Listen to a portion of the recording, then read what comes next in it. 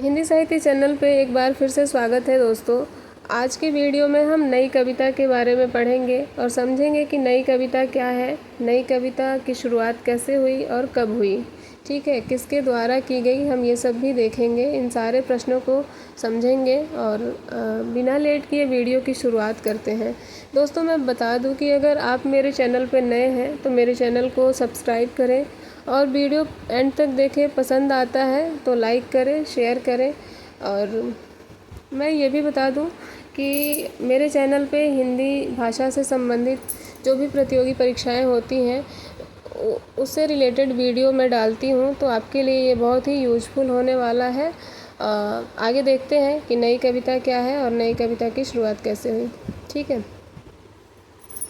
नई कविता का नाम अज्ञेय का दिया हुआ है। ठीक है, नई कविता में नई संवेदना, नई काव्यानुभूति और नए युग बोध की संवाहिका होने के कारण यहाँ पे भोग नहीं होगा, बोध होगा। ठीक है, नए युग बोध की संवाहिका होने के कारण प्रयोगवाद के बाद जो काव्यधारा आधुनिक कविता के इतिहास में प्रवाहित हुई उसे नई कविता नाम से अभिहित किया गया।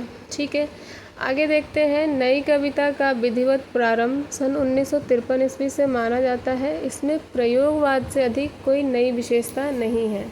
ठीक है, यानी कि प्रयोगवाद हमने पढ़ा और प्रयोगवाद की विशेषताएं पढ़ी, तो आप देखेंगे कि नई कविता में नई कविता का नामकरण, नई कविता का विधिवत प्रारंभ सन 1953 ईस्वी में माना जाता है। इसमें प्रयोगवाद से अधिक कोई नई विशेषता नहीं है। ठीक है, नई कविता का यह नाम उसके असंपृक्त नएपन को ध्यान में रखकर रखा गया है। नारायण कुटी का यह कथन समीचीन लगता है, जब तक आलोच्य काव्यधारा की पूर्ण विशेषताएं प्रस्फुटित नहीं होंगी, हमें नई कविता नाम से संतुष्ट होकर काम लेना ही समीचीन लगता है। ठीक है, आगे इन्होंने कहा है, नई कविता उस लघु मानव और लघु परिवेश की अभिव्यक्ति है जो एक और आज की यातना भोग रहा है और दूसरी ओर उससे लड़ भी रहा है और अपना अस्तित्व सिद्ध करना चाहता है। यह साक्षात्कार और विवेक पर आधारित मुक्त यथार्थ का समर्थन करती है। ठीक है, आगे हम नई कविता में जो चार तत्व प्रमुख हैं, मुख्य रूप से जो चार तत्व देखने को मिलता है वो पढ़ेंगे। पहला है वर्जन और कुंठा से मुक्ति। नए जो कवि हैं वो अपनी कुंठाओं से मुक्ति पाना चाहते हैं। दूसरी विशेषता है क्षणवाद, क्षणवादी हैं, क्षण भंगुर है, मतलब क्षण के अंदर क्या हो जाएगा क्या नहीं उसी पे विश्वास करते हैं। अनुभूति की सच्चाई, जो उन्होंने अनुभव किया, जो उनकी आंतरिक अनुभूति है उसी को सच मानते हैं। बुद्धि मूलक यथार्थवादी दृष्टि, उनकी बुद्धि से प्रभावित जो सच्चाई है उसको वो मानते हैं। यथार्थवादी उनकी दृष्टि है। और तो ये चार जो तत्व हैं नई कविता के, वो मुख्य रूप से नए कवियों में, नई कविता के कवियों में देखने को मिलता है। ठीक है, आगे हम नई कविता की विशेषताएं देखेंगे। पहली विशेषता है जीवन में आस्था, उपलब्ध जीवन से सीमातीत विश्वास, जो जीवन को इसके संपूर्ण पाप पुण्य गुण दोष तथा विधि निषेध के साथ स्वीकार करें। आज के जीवन मूल्यों के प्रति सकारात्मक दृष्टि हो। यह समकालीन काव्यधारा वर्तमान समय को पूरी तरह स्वीकार करती है। ठीक है, इसकी लघु मानव की अवधारणा भी जीवन के पूर्णता के प्रति आस्था का संकेत है।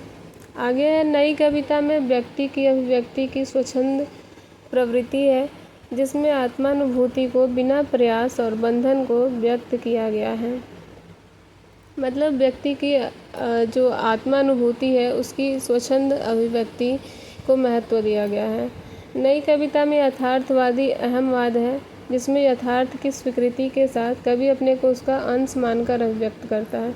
मतलब अहमवाद की प्रवृत्ति भी है, जो जिसे हम मैं की प्रवृत्ति भी कहते हैं। और यथार्थवादी दृष्टिकोण है, मतलब जो सच है उसी को व्यक्त करना है, उसी को अभिव्यक्त करना है।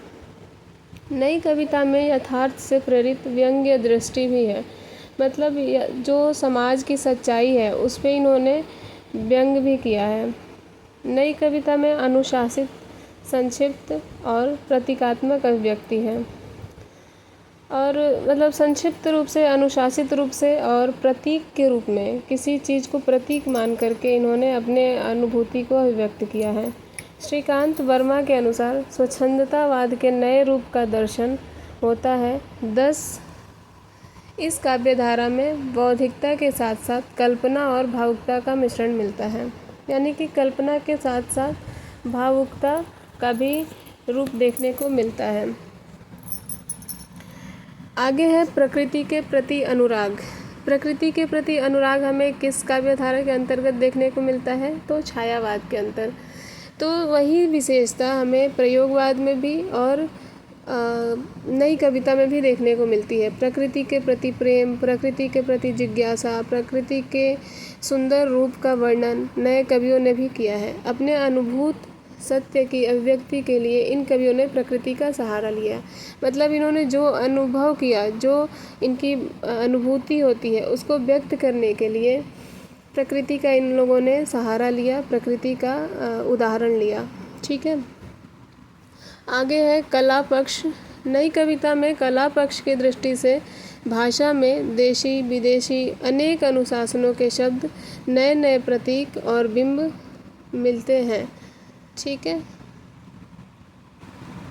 कुछ अटपट प्रयोग भी सामने आते हैं जिनको भदेश कह सकते हैं, यानी कि नई कविता में नया प्रयोग नई करने के चक्कर में इन कवियों ने कुछ कुछ ऐसे शब्दों का भी प्रयोग कर दिया है जो अटपटे से लगते हैं और जिनका कोई अर्थ नहीं निकलता, जो थोड़े भदेश से लगते हैं। ठीक है, तो आज के वीडियो में इतना ही। अगर आप लोग को वीडियो अच्छा लगता है तो इसे